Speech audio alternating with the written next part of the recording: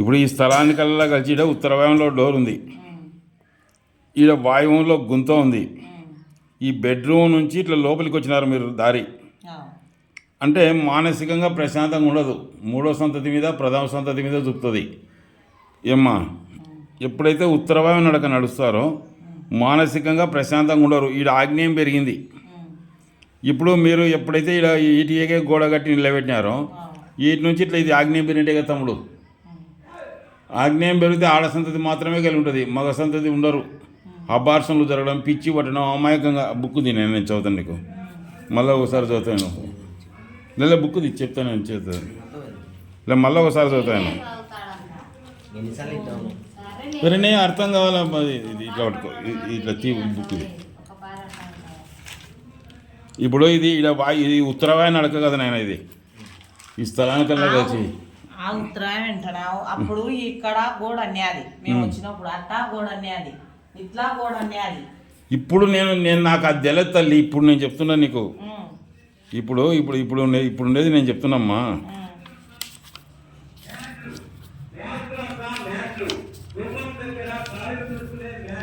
ఇప్పుడు అట్లా కాదమ్మా, ఇది ఏం జరుగుతుంటే అట్లా పట్టుకున్నా.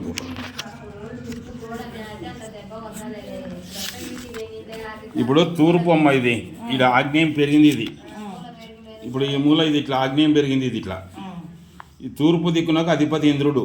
ఈయన సుఖపురుషుడు, భోగి, విలాస జీవితం గడిపేవాడని రాసినాడు.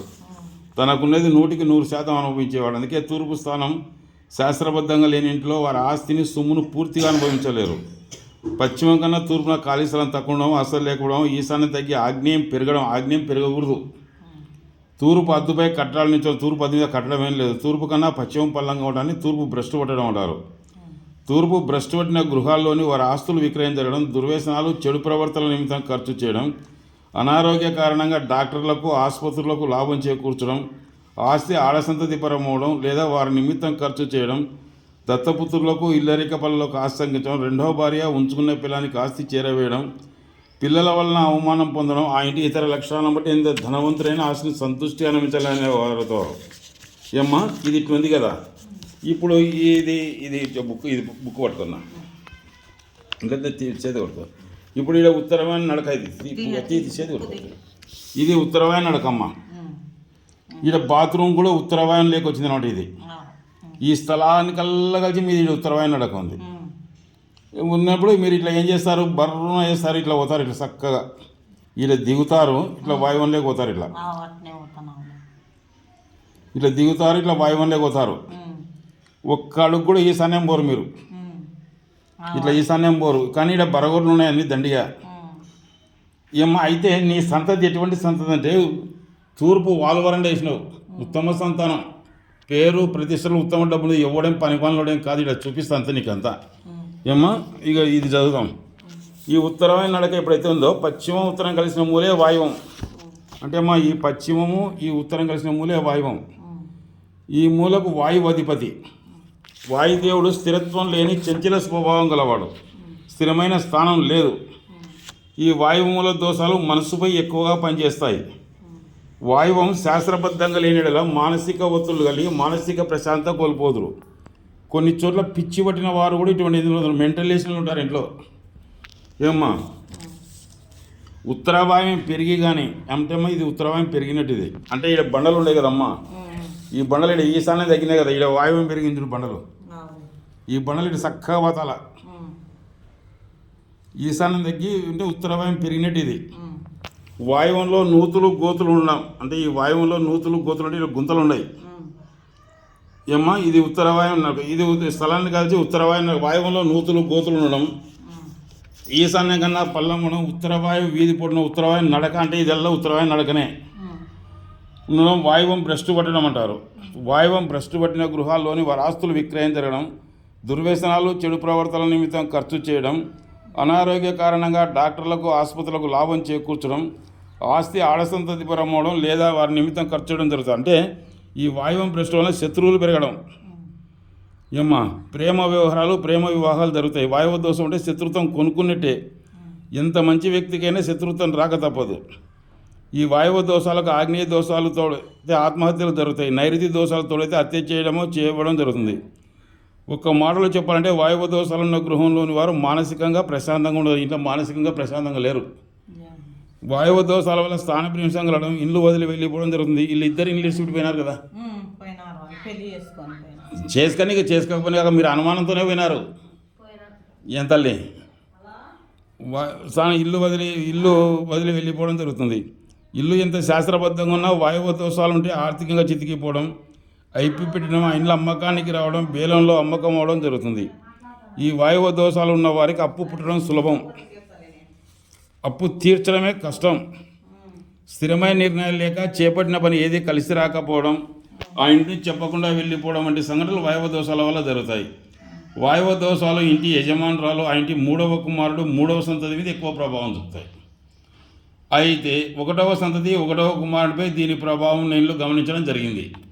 అయితే తూర్పు మీరు వాల్వరండ వేసినారమ్మ, రేకులు వేస్తే నీ సంతానం ఎటువంటిదంటే తూర్పు భాగం పల్లంగా ఉన్న వంశాభివృద్ధి కలిగి తరగని సిరిగల వారై ఉంటారు. తూర్పు భాగం పల్లంగా ఉండిన విశాలంగా ఉన్న కీర్తి, పేరు, ప్రతిష్టలు, ఉత్తమ సంతానం, డబ్బమ్మ. మీకైతే సంతానం ఉత్తమ సంతానమే. ఎవరేం పని పనులు అయితే కాదిడా, అంత ఇంత డబ్బు కూడా సంపాదించుకున్నారని చెప్తారు. తూర్పు వాలు వసార వలన పురుషులు సత్ఫలితాలు పొందుతారు. డబ్బులు వాలు వసార వలన పురుషులు మరింత ఉత్తమ ఫలితాలు పొందుతారు. ఏమ్మా, గృహము పశ్చిమ భాగం ఎత్తుంది. తూర్పు భాగం పల్లంగా ఉండడం వల్ల పుత్ర సంతతి ఉంటుంది, ఐశ్వర్యవంతులు. మీకు అంతో ఎంతో మంచిగానే కలిగింది ఇల్లు. దీని కథ ఇడిచిపెట్టు, నేను చెప్పినట్టు ఇది ఏంటంటే ఇక్కడ చూడమ్మా,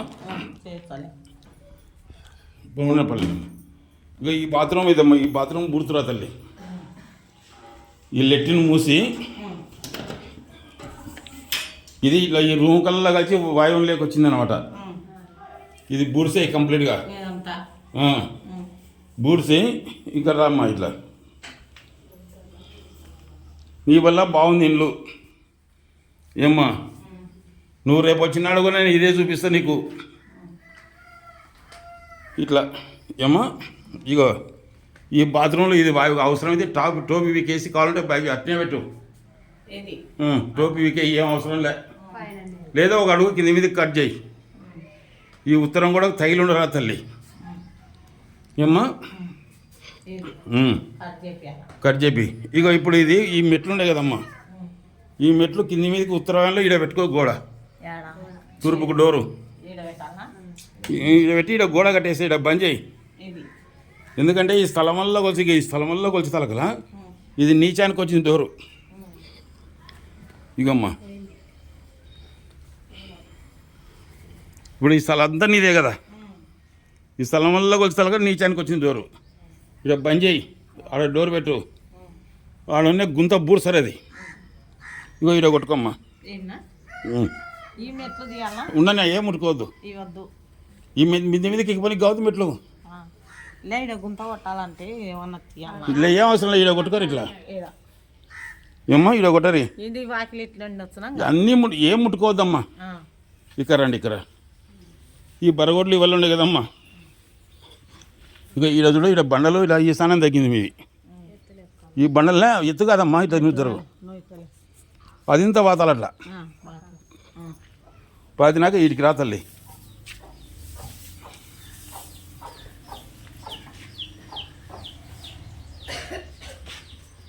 ఇక ఈడ మాత్రం ఇట్లా గోడ కట్టాలి తల్లి. ఇది మీ గోడ ఈటికే ఉంది కదా, ఇది పెరిగింది అనమాట ఆగ్నేయం.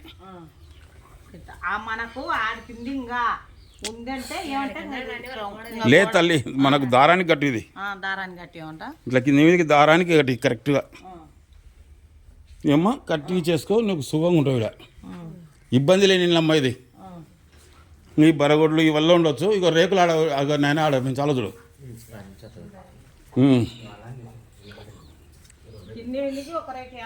దీని అమ్మడమ్మా, దీనికి ఎంత ఉంది అంత. సగం రేకే, మళ్ళీ ఎక్కువ యాకు చక్కగా కింద మీదకి వేసుకొని ఈడ వాకిలి పెట్టుకో.